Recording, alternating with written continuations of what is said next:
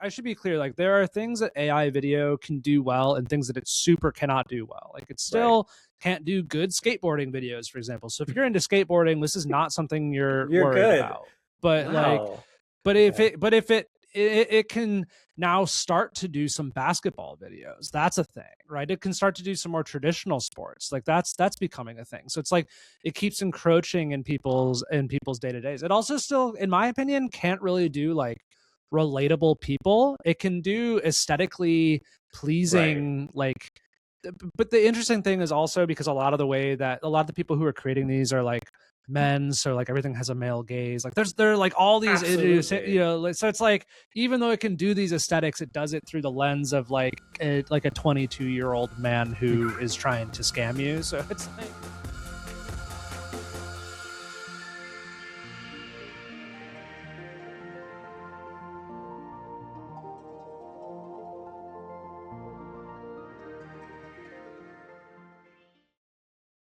we're back.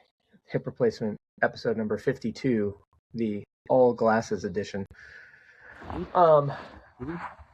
It's very early here in Southern California where I am on a college tour with my Gen Z progeny. I don't know what to say about it other than it's very early here. I've got my Starbucks. I've got my good morning. Good morning, how nice Starbucks. Of them. Good morning. It looks like you are in, when you popped on, I was like, it looks like you're in like a very verdant jungle, but it's Central California, which is also, it could be anywhere in the world. That's what I love about California.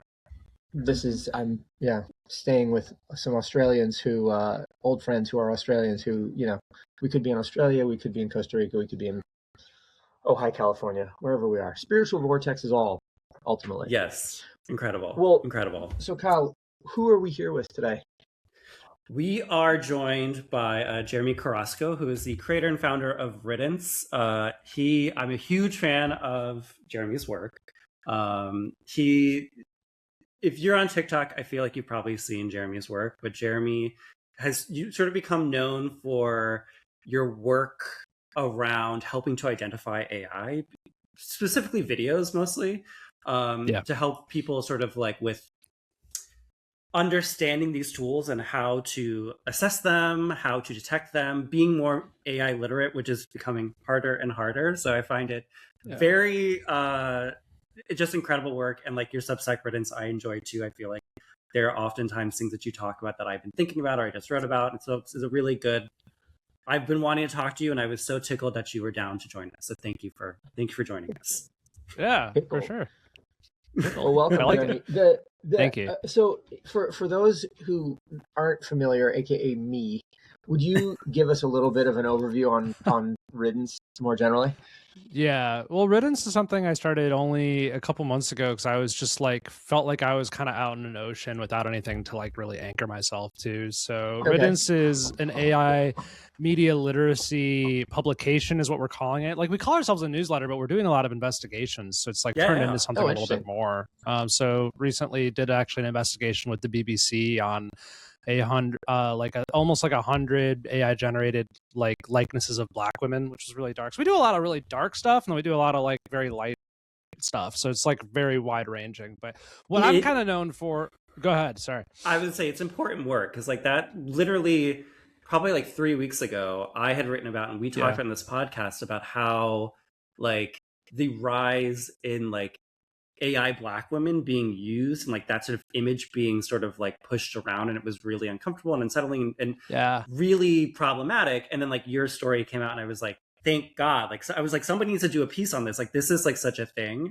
And like your piece went even further than sort of like the tip of the iceberg that I was familiar with. So like, you're doing amazing, sweetie. Keep it going. Appreciate it. Well, look, I mean, like a lot. I don't want to just do serious things because people tune out, and I think that's been something that has been. But also, it's just like so ingrained in culture that it's like impossible not to do. Like, you know, your Fruit Love Island, which I know you guys talked about last week. So it's you know, there's a lot to talk about. Sure. Okay, so wait, where did this impulse come from? Like, are you a journalist by training, or are you an extremely online person who has developed a like a journalistic practice, or what's like how's it all work? Neither, actually, which is really funny. Okay. I'm a media producer Incredible. by training, so I'm a live streaming producer. So I Okay. would like travel to do like fashion shows or like political campaigns or sports events. I was just like a for Yeah. hire live stream producer. And Got it. around like middle of early last year, I knew I wanted to like do something else. I felt like something really serious was happening with AI media. And a lot of the ways people were talking about it, I just wasn't a fan of. Like, there just wasn't a lot of media literacy thinking in the AI space. Like, there was just a lot of hype. So yeah, I basically went and I didn't really know what I was doing, except for the fact that like I knew how to be on social media, but I actually like took like a month off of social media entirely and then just like dove in. And my first focus was on Google VO3, which is just really good timing. Right. I didn't know that Google VO3 was going to come out when I like started this, but it came out like right away. And for those of you who aren't familiar, VO3 was like kind of it was a huge moment because it was the first model that had video and sounds together, and it could do it in a fairly believable way, whereas before then it was pretty hard to get video and sound on AI to really work together. So I started my channels right when that happened, and then like I spent like, I don't know, probably $200 or $300 just on Google VO credits, just like testing everything I could. By the end of that, Sure. I pretty much knew what AI videos looked like, and Right. it was like I realized no one else was talking about it, and I'm just like, why is no one else talking about this? Still to this day, I don't know why more people aren't talking about it. When you say nobody's talking about it, what do you mean? Is this like the 3-finger test? Nobody's applying. Yeah, well, I shouldn't say no one's talking about it. Like that's not the right way to state it. But at that time, I think the traditional wisdom was people didn't care. So like, you know, like people are just like, oh, they just want to doom scroll. People don't care. They just want to watch whatever they want to watch. And I think to a large extent that is true. Yeah, and I mean, that might be true, but it's not true about everyone, and people don't want to be tricked. Even if they're into watching slop, they don't want to be tricked. So there are like a lot of different dimensions of it that are not as simple as just, oh, people just want to doom scroll. So I was going to say is that like when you say really quickly, like I think you are a bit singular in that like what you're doing as far as like helping people understand it. Because I think people are talking about AI video generally, but I think that sort of giving really smart, really sort of like digestible breakdowns is something that somehow, to your point, no one really is doing. And to the point of Google VO3 is like, to me, it feels like you've always been around at this point, but like that is not that long ago. But like that sort of like really tracks not even a interest. Yeah, like that tracks the sort of interest in what you're doing, because like your work in a lot of ways I think has sort of exploded. And I think a lot of that is because more and more people are like, what the fuck is happening? And like they've been duped by too many bunnies on a trampoline videos to be like, this is like, look. Well, I mean, first of all, I think I didn't have anything to lose, and that's a big reason why I was doing it, because I wasn't a journalist, and this is really hard. It's like it's not that I'm getting burned all the time, but like you have to be willing to sound really stupid sometimes, and I had nothing to lose. And the other thing is that there are other people who are doing so the 3-finger thing that went viral last week. So that's Jim Browning. So he's been doing he's been uncovering scams for like probably 10 years now, right? But it's just starting to get into the mainstream. So let's back up a little bit. So ultimately, when you say nobody's talking about AI video, what we're really talking about is no one is talking about the means by which to determine whether something is an AI generated misrepresentation of something, right? And that could be as in the case of the 3-finger video that we were referring to, a potential scam video where, like, let's say an elderly person or something like that is being scammed by a lookalike of a family member or some sort of credible person who is, making a claim and trying to scam them out of money. Or alternately, it could be what we commonly know as deep fakes, where you've got a celebrity or a person of note made to be doing something that they didn't actually do, right? And then that's essentially it, right? It's like, how do we know a big part of it, when we watch something whether it is a real thing or whether it was generated by AI?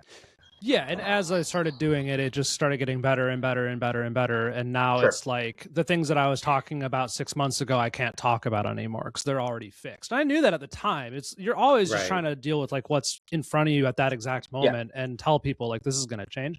But I think the thing for me is like that like, I guess, level of curiosity and like like epistemic curiosity I have of like, where do things come from? Like, where is this coming from? Right. Why are people getting tricked by this? Like, how can people be more media literate so that when it does keep getting better and better, they're able to withstand it anyway? Like, these I think are very deep questions that aren't being pondered by people so much in the social media space. They're more in like academic or like I don't know, like misinformation spaces, but misinformation and disinformation has been so politicized that it's like it's really hard to communicate this from that space. So there needs to be some sort of way to communicate it, and just like, how do you navigate your everyday life on the internet not knowing what is real? And I think we're starting to see the signs that it's taking a turn quicker than people thought. And like, I'm now getting people who just don't know what to believe anymore, and that's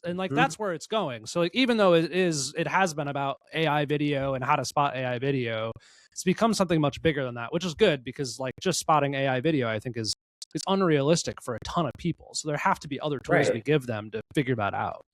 And I think it's exactly to that dupe culture of like, I think the interest of it is from enough people, again, from the bunny and the trampoline videos, which I think is like the classic sort of thing that sort of dupe people, or the kangaroo at the airport, which now ripples into, oh, I was following this person who was talking really credibly about something, and now it's like, well, they're not real. Or the like, oh, look, I really want to support a small business owner who is a Black woman who is being wronged by a MAGA person. I really want to support this person. And then that's not real. Like, that is, I think, where obviously the scam of it all, of like, you know, literally somebody who's trying to sell you something is butting heads with, like, it's one thing to get duped by like, well, it's just a cute rabbit that's not real. It's another thing to be like, well, I actually spent $200 on a purse that isn't real. And like that then brings it home of like, oh, I got, and I'm 22 or 32 or 42, et cetera, et cetera. And it's like that, I think, really makes it real, that concern, if that makes sense. I mean, I think a lot of people assumed this was an age thing because it was for a little bit, and it's really, really not anymore. It's more of a like how you consume media thing. And so like I wish that I had the money to just study this, but like I think that there's a certain type of person who consumes things like purely aesthetically. It's just like the vibes kind of hit them a certain way, and like AI can mostly do that now. It can't do that in every I should be clear, like there are things that AI video can do well and things that it super cannot do well. Like it still can't do good skateboarding videos, for example. So if you're into skateboarding, this is not something you're worried about.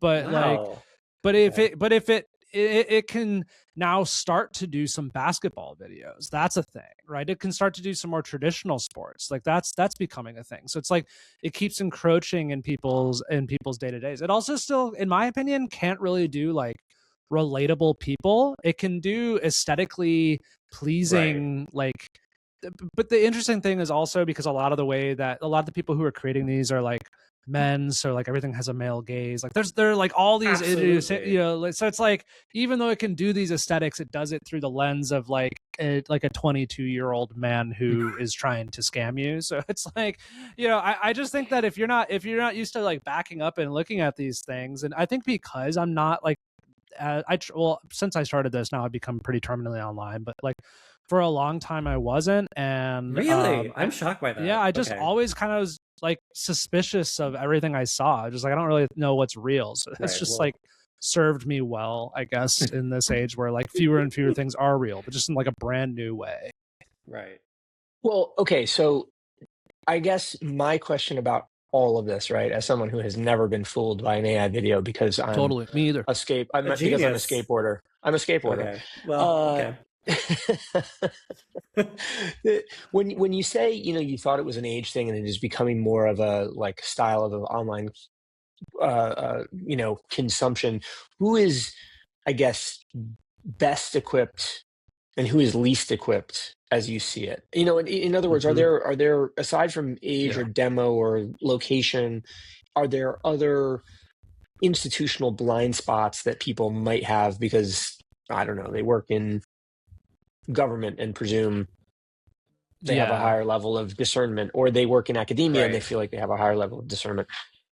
Yeah, that's a great question. Okay, I think that there are a couple of things. The first is like, I believe that the solution to a lot of this, and a lot of people who are more resilient to a lot of this, is someone who subscribes to more people and like follows more people and less Right. time scrolling and having the algorithms decide what they should watch. That's the first thing, because it's too much. You can't make trust judgments on every single. Can I swear on this podcast? I just realized Of course. that. I'm sure. Go ahead. You like I was about to say, you can't make trust judgments on every single fucking thing you see on the internet and not get exhausted by it. It is exhausting. And so like most of my time online is spent like if I'm on TikTok, which I do go on TikTok a lot, like a lot of my time is actually spent getting suggested things that I already know, which is not how a lot of people do. And then like when I do see something new, it's just like my guard is on. But like because that's the only thing a lot of people do on the internet, their guard can't always be on, so their guard is never on. So that's the first thing.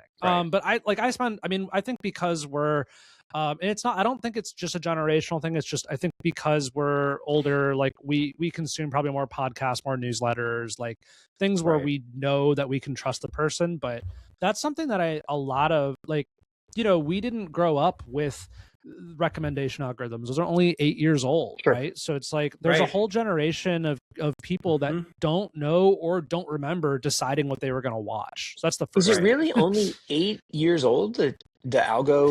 The recommendation TikTok algorithms was 2017. Instagram Reels was 2020.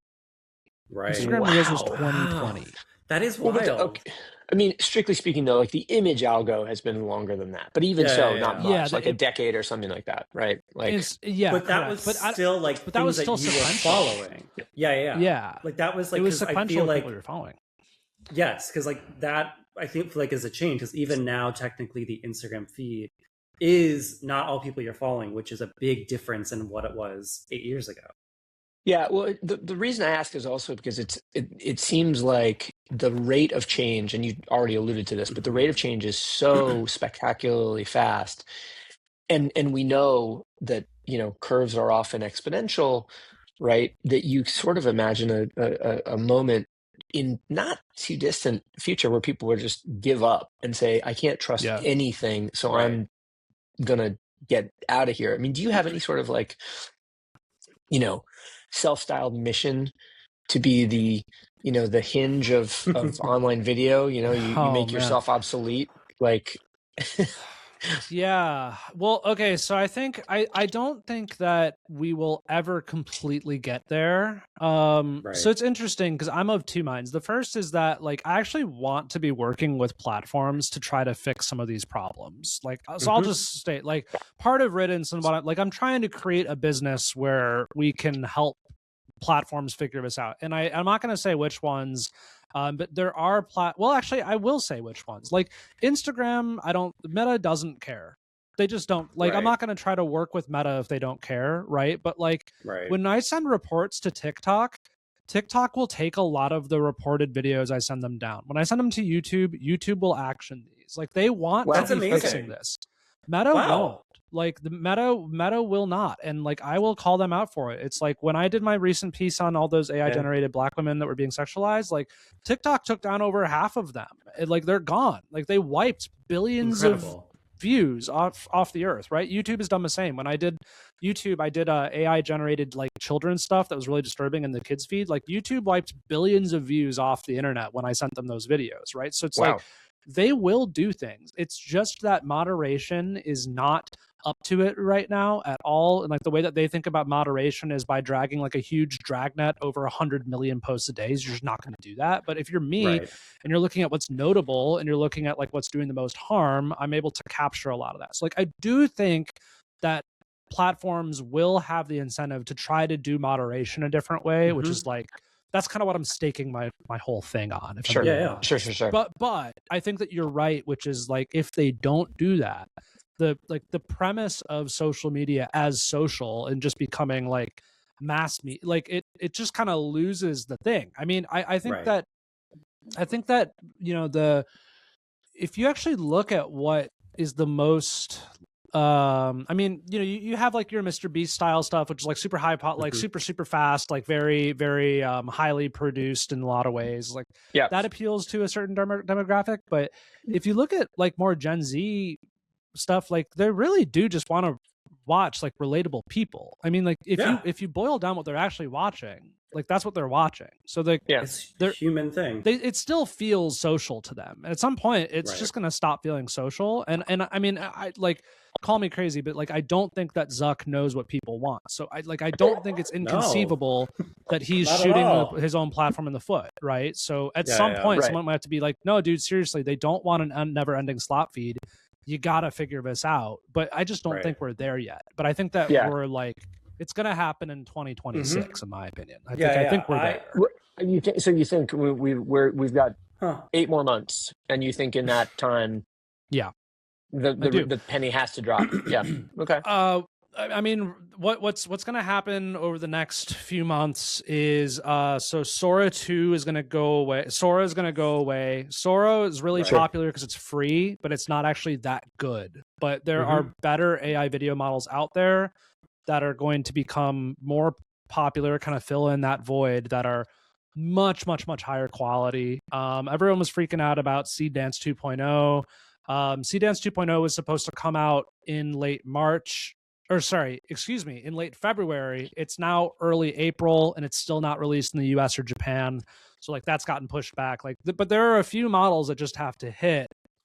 Once Sora goes away and it stops subsidizing everyone's slop feed, everything that is going to be slop, I think, is going to get higher quality. Or it's going to be what's happening with Fruit Love Island, where it's like it's just slop. People know it's slop. People know it's AI. Like they section that out, right? But the darkness here is that when people see an AI video and they're like, oh, holy shit, I got tricked by it. Like they generally overgeneralize like what could theoretically be AI, and they're like, now anything could be AI. It's like, like you probably shouldn't do that. But like getting people not to panic about that is like nearly impossible. So that's what I'm seeing right now. Well, I think the thing in all of this that's really interesting, I mean, it gets at just viewership in general. How and what do people want to view? I think like the AI Fruit Love Island thing was a really good example. It's like some people are just like, I am down to watch this bullshit. I don't care. And like that says a lot about audiences in ways, but like we shouldn't be surprised for people who are like, well, I'm going to go see Marvel movie number 75. Like, okay, sure. Of course you're going to watch Fruit Love Island. But on the other side of that, it also really, it's not surprising to me, although I don't feel like collectively culture talks about this, that like the three of us are people who are interested in this and who quote unquote aren't as duped by these things. And that is because even though we are, 3 different generations, we work in media and we care about media. And that I think is a big differentiator. And like, I think that is a cultural thing. Even if you don't work in media, I think the same people who are like, well, I will always hire an artist over like just doing an AI thing. Those people are the same people who are sort of media people who will always sort of like have a bit of that grasp. And the people who don't care, they don't care. And like, that's like, it doesn't matter until it matters for those people. Cause like, again, like, not to call her out, but like my mom will send me some shit sometimes that I'm like, that's not real. But like, she doesn't care because it's a video of like Jesus carrying a dog. That's great to her. And that's okay. Well, I think that there's something really different happening there, which is and I think that like media types have way overreacted about Fruit Love Island for what it's worth. There's this whole phenomenon. There's this whole phenomenon that I don't think people understand, which is like it's about the community around the slop. It's about the comment sections engaging with the slop. It's all absurd. Like this is absurdist comedy. This is like Fruit Love Island meets Tim and Eric to me, more than it is like Fruit Love Island being Love Island. Like there's like an absurdity to it, and there is like a meta moment to it, which is everyone's just like, this is insane that we are all watching AI slop, and like they are aware of that. However, the thing with like the people getting tricked by AI slop or people thinking that it's real, like that is a very different thing. And I think that we spend a lot of time Aiden Walker, who I'm a fan of, and he's a friend of mine. So he wrote a whole thing called On Skibbity, which is like a very direct look at Skibbity Toilet, which is like, that's not AI slop, but it is definitely brain rot. And like how if you look at it and you say like, wow, I can't believe like the youth are watching this, like we're cooked, this is all bad. It's like, that's not really how you should watch that. Like there is a social moment, and you all the kids were talking about, they were doing like skibbity, they were talking to each other about this thing. I think that same thing is happening with Fruit Love Island. But what happens when you're not sure if the people that you are interacting with Fruit Love Island about are AI or real?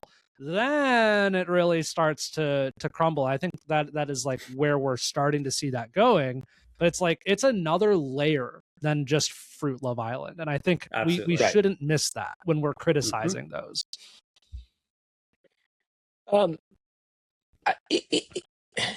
Speaking of moving targets, I want to pivot a little bit, because one of the other subjects that we talking about was TMZ's pivot to politicians. Yeah. It's intriguing to think that at some point accountability does find its way into the system, or some level of like, civic responsibility. Kyle, I had not heard about the TMZ pivot to politicians. No, not as a matter of fact, not until this morning's New York Magazine, like dinner party newsletter, popped up in my inbox, and there was some discussion about it. When did this start? This started, I want to say it was the end of the week before last, because I believe it was like a Friday. Okay, so it's new. It's not like I've just been under a rock for months. I mean, it's been about a week, because I think it was on a Friday. About a week ago. Yeah. Sorry, guys. They were like, sorry. Where they sort of put this call to action out as like the vote didn't pass the week before Holy Week. And I believe that's when it sort of started to happen. Then there started to be all the photos of like, so-and-so's in Europe, and like Lindsey Graham is like fucking wandering all over Disney World for whatever reason. Then that sort of started to emerge in the past week. And like, that has been a conversation that's continuing to go, where TMZ is outing where these politicians are. It makes sense. They have the infrastructure. They have the people. This is what I think people underestimate is like, people like, this is all people, like photographers on the ground, or like they have a network of people, and like TMZ, like no offense to TMZ, but people don't really need them to connect them to celebrities anymore, or for like candid photos of celebrities. Right. So like, what else are they going to do? I think they should lean into it. I think it's a really good idea, because it does hold people accountable. Look, I think so too. And particularly if, Trump et al. Are going to use Hollywood style entertainment techniques to govern, why would we not use them to also hold people in government accountable? I guess 100%. The reason I bring it up to some degree is that the pivot is notable. And we have reached the point where politicians are finally becoming the celebrities that they always hoped that they would become. But also, Jeremy, I wonder whether, as we look at it through the AI lens, if you start to think about, okay, well, this is a way that we could really start to weaponize deepfake by essentially shaming people into, shaming people in some way or another by representing them as behaving in a fashion that is, not becoming of their standard or their stature. I just, you see what I'm saying? Like the circles of the Venn diagram are going to come together in an interesting way, and I'm curious about your. The dark thing about TMZ is they don't have a great way to figure out what's AI or real. From what I've seen, they don't put the most emphasis on it. Now, I hope that this has changed, but in November, they were reporting on those like Diddy prison videos, and they were labeling them as, they were saying that like, oh, we think these are AI, but like they weren't really doing the work to be like, guys, just like, we know it's AI. Like, why are you talking about this? They were more talking about the moment that people were having around the Diddy prison photos. And it's like, that does concern me. I think that we're not really, at the end of the day, like TMZ should care, because they have sources, they have photographers, they have a network of people. They should care about figuring out where their sources are, and like that should be something that they lean into to distinguish themselves from deep fakes, is that they do care. Do I think that I do think that there is an entire, like what I've seen is, I've seen a lot of things work their way out of some sort of like niche forum somewhere where people know something's AI, like that's much more common. So for example, like the Bill Clinton and Stephen Hawking photos of them like dressed up as princesses or whatever, like that started in like a niche Facebook. It was in context, like labeled as AI. It gets pulled out of that and finds its way out into the general public where it loses that context. And now people think it could be real. And like, that is the sort of stuff that I see happening more often than people like intentionally spreading it. Sure. But I do think that we are primed to go that direction. Yes. Yeah.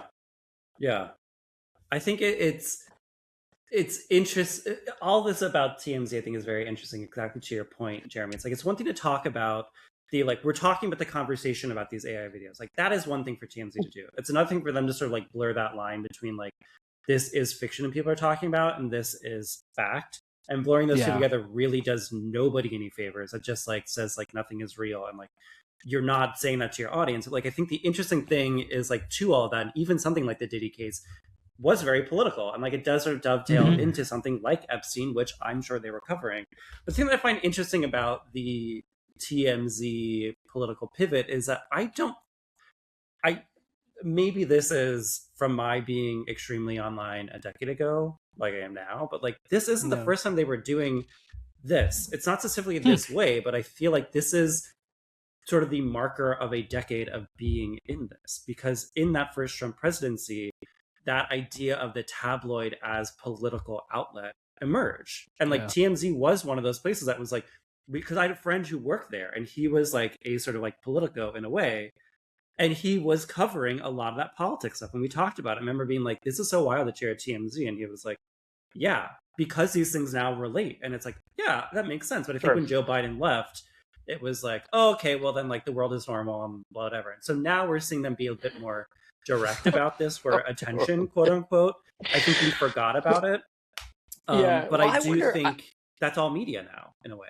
Yeah, well, I wonder. I guess part of my interest also is you know, like at what point does Harvey decide I've had enough of this shit and I need to use my platform in the same way as you've talked about, Jeremy? You know, YouTube and TikTok saying they're going to remove things and Facebook not getting there yet, or Meta not getting there yet. Like, at what point does Harvey go, I'm going to have to use my platform? Is it like the moment at which Trump tries to bait the entire Muslim world with a Truth Social post as he did yesterday? Or is it, you know, the continued like illogical bombing of, or the threatened bombing of civilian targets? I don't know. I guess I just wonder. It's the thing that is interesting is that we are entering, or we have entered, an age of thresholds, right? Where we are constantly being challenged. Like, what is your breaking point where you have to change your behavior in some way or another, whether it's abandoning something or adopting something or becoming more activist or whatever the case is? Like the thresholds and radicalization become our, you know, I also lingua franca. I think that there are a lot of like, you know, TMZ's been doesn't fit this so well, but there are a lot of like 2010s media brands that grew up around Facebook and like the clickbait era, who are still running their shops as if like they can compete with attention in the same way that they were going to be able to compete with it. And I think that you know, if you're like TMZ and you have the ability to authenticate things, I don't mean things that are found on the internet, by the way, but I just mean like you have a relationship with a photographer, you know that photographer is not going to try to trick you, like that becomes valuable. Like that's something that a lot of institutions don't have. I hope that this is kind of the signal to people. It's like you can't just compete on attention anymore. You have to compete on actual like relationships and being real with people. And like that's going to be much more, that's going to be the thing that is an advantage more than it is going to be like, can I capture people's attention? But this brings up something that we just talked about a moment ago about viewers of like TikTok, let's say, is that there probably will be a moment, probably for TMZ, where they, and granted this has happened already in something like Fox News, for example, but like where a really big story is going to break by somebody like TMZ and it's all going to be not real. And they're going to have to do a massive retraction to the point of like, we got duped. And that will like kind of will out their standards, obviously, but it will be a sort of like a media moment where it's like, oh, they got caught, and it got caught so bad that they had to come out and really sort of be like, look, we got duped. We're saying like that story was not real, and like trying to do damage control. You know what I mean? Like it's one thing if like I find the bunny on the trampoline. It's another thing if TMZ really pushes something and like because their standards are so what low, are the implications? What do you think the implications of that are, though? Because I mean, it couldn't. We also, live in a moment where things happen so fast that everything gets forgotten about, and so you sort of just forgive. That's fair. Like, take apology, take accountability, step out of the way, disappear for a minute. It's just hard to imagine it being.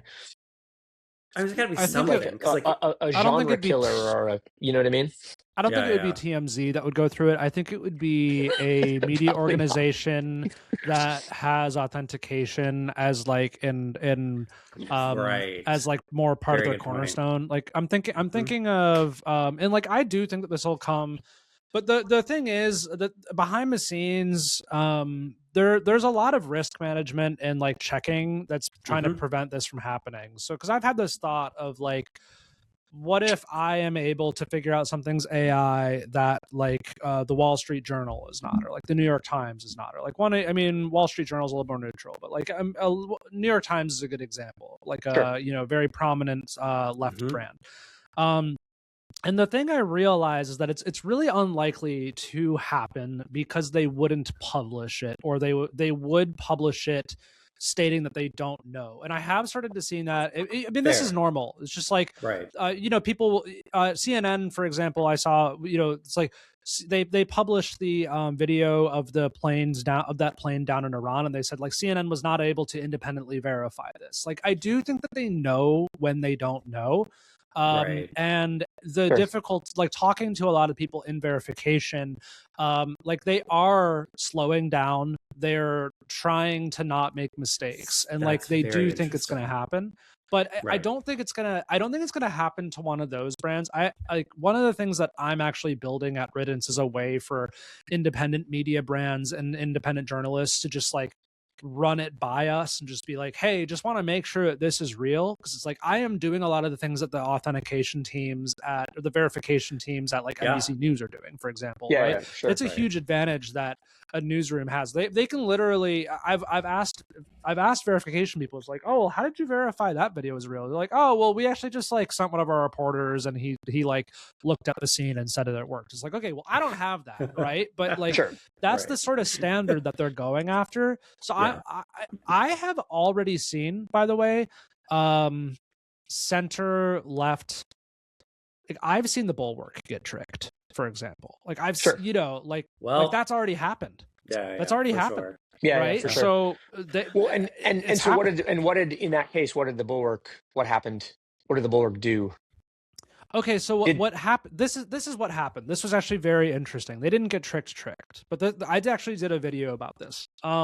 So I believe it was when the SNAP benefits stuff was happening. I think that was November or December. I forget. Sure. You'll have to check my timeline there. There was a real video that was going around about someone making, it was a rage bait video that someone actually recorded of them complaining about their SNAP benefits and how they're not going to be able to feed their 10 kids, just like pure rage bait, right? It was real.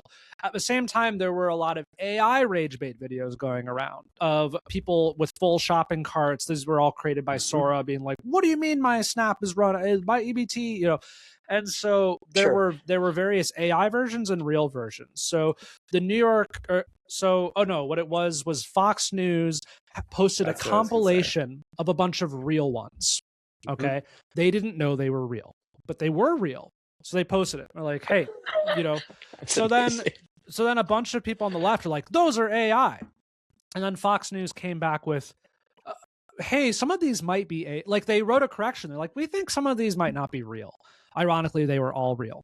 Now you have the Bulwark being like, Fox News got tricked by AI. It's like, no, they didn't, and you don't know either. Like, can we all just admit that no one did their fucking homework here? Can you all just say this is a moment no one did their homework, including us. This is a cultural moment right now, because unless you're authenticating those videos. And so this is something Drew Harwell from the Washington Post made a video about it. He's just like, Fox News got tricked. And I messaged Drew. I know him. I'm like, Drew, they didn't get tricked. He took the video down. Drew and I like went on a little mini investigation. We figured out what was real or not.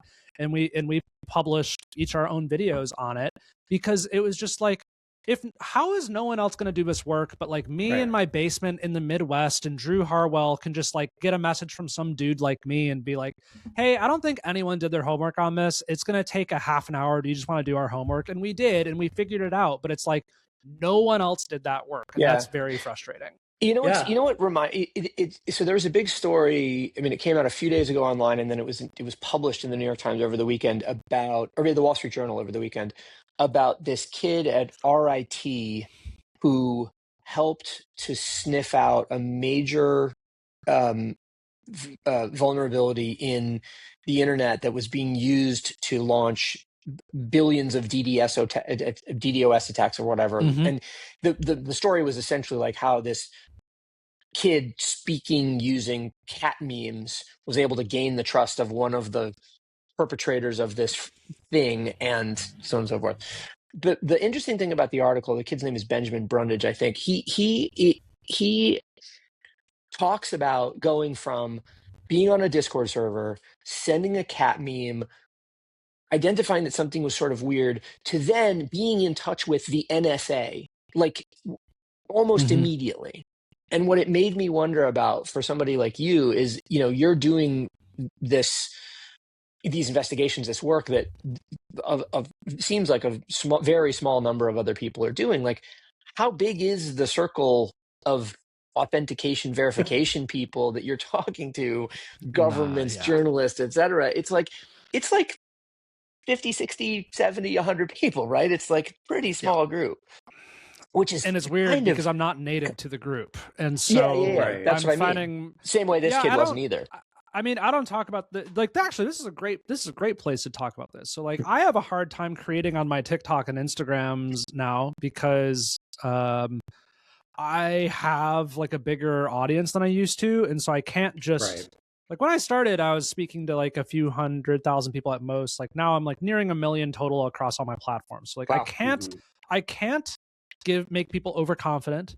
I can't make people freak out. It's like, I'm always trying to figure out right here. It's just like, I want you to be confident enough and not confident enough to like be skeptical, but not panic. Right. And so, and the other thing is that a lot, this sort of, talking about it being hard, like this sort of thing requires a ton of trust. So like, something we haven't talked about is like, I don't get paid that much to do this. I get paid basically by TikTok. And I don't take any brand deals, like, because I have to be super high trust, right? So the reason why there aren't very many of me is because I had a good job. I quit the job. I saved up money to do it. And I'm basically just like breaking even every day of my life, right? And so like, it requires a certain type of like insanity to do that. I do believe that I'm working on a problem that's hard enough that it will be like high value one day, but like, I'm just kind of out there trying to figure it out, right? And so it has given me the ability to like meet a lot of people who've been doing this for a living, but who work at these prestigious institutions that maybe have lower trust, ironically, than I do. They're doing the same work that I'm doing, but sometimes there's like a certain group of people that needs to wait to hear it from me. And then I will tell them, it's like, guys, like there are other people doing this. They're like, yeah, but they lie about this or they lie about this. It's like, yeah, no, they don't lie about it. They just like, they just have a different view. And like, there's a difference between not agreeing with someone and saying that they don't know what's real. Like, those are very different things. Right. And so what I found myself doing is almost being like the translator for a lot of these people. And I don't talk about a lot of the things that they probably would like me to. And I run my own completely independent thing, but I'm talking to, it's funny. I think that they think that I cover slop or like that the stuff that cover doesn't matter, but it's like, I'm covering slop because that's what people are seeing on their day-to-day feeds. Like I don't need to be authenticating an Iran war video for them. I need to be authenticating the thing that they saw that's making them lose trust in the Iran war video. It's another order of magnitude, but like there aren't a lot of, and then what's funny is when I see the BBC trying to cover the same videos I'm covering, people trust them way less because they're just like, why are you talking about this? Like, you're not, you shouldn't be talking about like the Croydon water park memes. Like, you should be talking about something more important than that. Right. So it's this really interesting thing. That is so interesting. Because it's like, that's the media people thing too. Because it's like, that is important to cover both, but like, I get why a normie is like, why are you covering this? Oh yeah, but I've been in rooms where they're just like, you're wasting your time with slop. I'm like, no, no, I'm not. Like, no, I'm absolutely not. And like, and so like, I'm using the same rigor that they're using for like Iran war videos with slop. And like, that's a very weird thing for a lot of people in that field, which is why I say like, I know them, but I don't see eye to eye with them on everything. Yeah. Well, it's just, I mean, more, I guess this is the thing. It's like, you know, going back to skateboarding again, because I always do, the community of people who were skateboarding in the early 90s was tiny. It was really like objectively small. But that community of people produced massive cultural impact. Yeah, they did. I can imagine this group of people that you are now sort of fraternally a part of generating a similarly large cultural impact down the road, because this has so many implications to how we storytell, how we consume, how we interact with one another, how we trust one another, and the level of institutional trust and authentication that comes throughout all of it. I guess in a certain way, I'm asking like, what's it like to be in the room at the moment? Does anybody feel like they have a level of thought leadership or the inside track to this, or is it just like we're literally figuring it out as we go? Everyone's figuring it out as we go. That's the short answer. I've been horrified by that realization. I always thought that I was like the one doing this on social media, and there was someone who had the answers hidden somewhere, and then I learned that no one does, and that was kind of like, oh shit. I consider myself more to be a part of the group of like social media creators who do like this like discovery and like curiosity work. So like I'm thinking of like I've met and become decent friends with etymology nerd on TikTok, who does a lot of the same thing with etymology, where he's trying to figure out where words come from. Or like I'm trying to figure out where videos come from, and his name's Adam. Like Adam and I have identified that we're doing like similar sorts of things, except his is much more popular than mine, which is good. That's good. I don't want to be as popular as him. He deals with too many people. But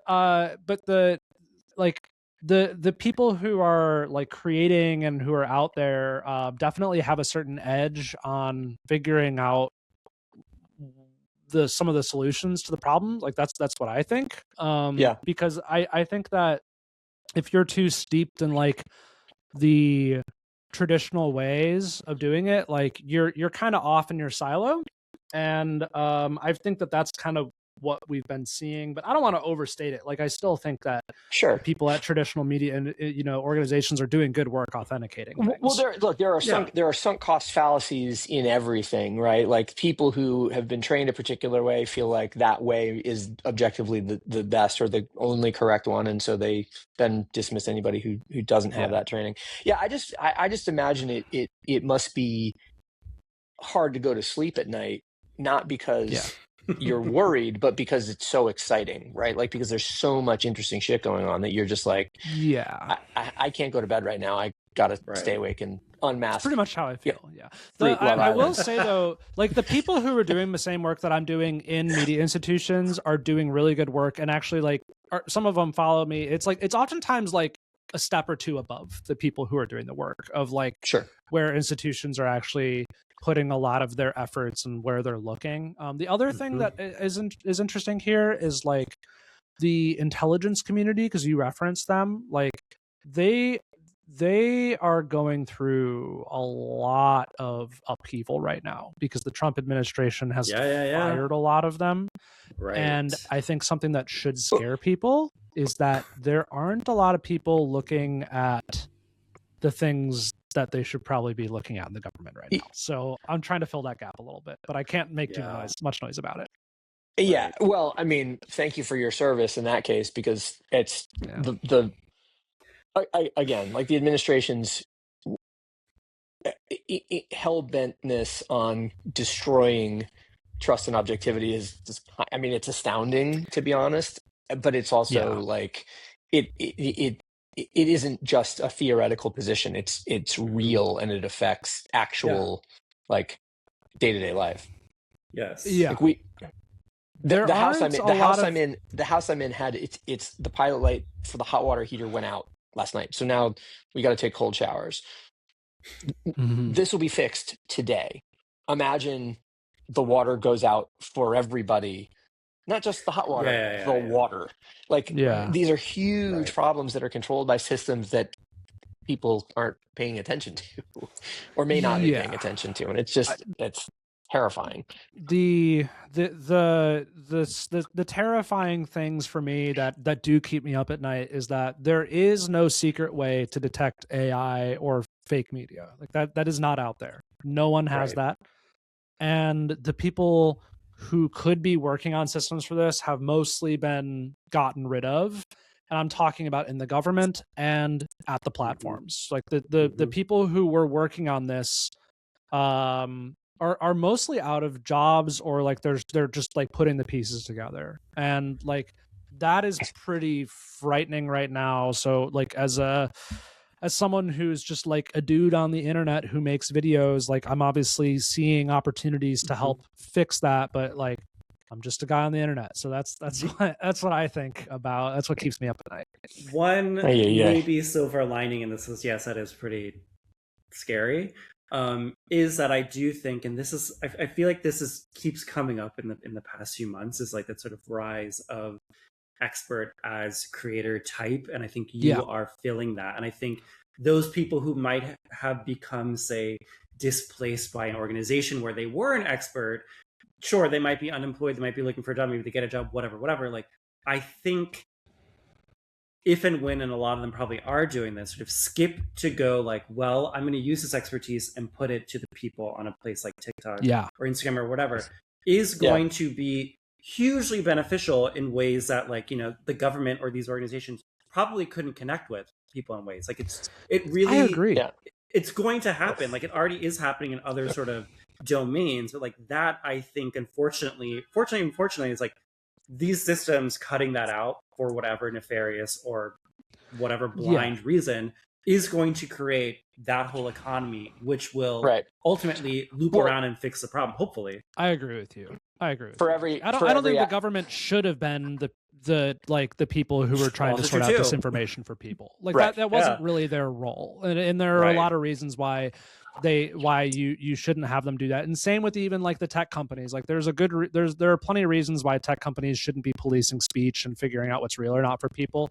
So I agree with you. And I'm actually starting to see that. And like, I really don't want to undersell like the other people who are doing this. Like their independent journalism is thriving right now. Like there are a lot of great people doing good work, and they're just coming from different places. So I totally agree with you. All right. Well, Jeremy, this has been utterly fascinating. We could talk about it forever, but we got to let you get back to analyzing the slop and keeping us safe. So, all right. But, guys, so this has been Hip Replacement episode 52 with Jeremy Carrasco of Riddance. Jeremy, where can the kids find you to follow this work? Yeah, I'm at Jeremy Finds AI on all the social media platforms, and riddance.ai for our newsletter. Awesome. Well, listen, this has been fascinating. We're going to have you back at especially considering the level of exponential change happening to chart again what has happened. But in the meantime, everybody, we are back next week with another episode of Hip Replacement. And once again, thanks, Jeremy. Thanks, Kyle. Thanks, all y'all for being here. Bye. Bye.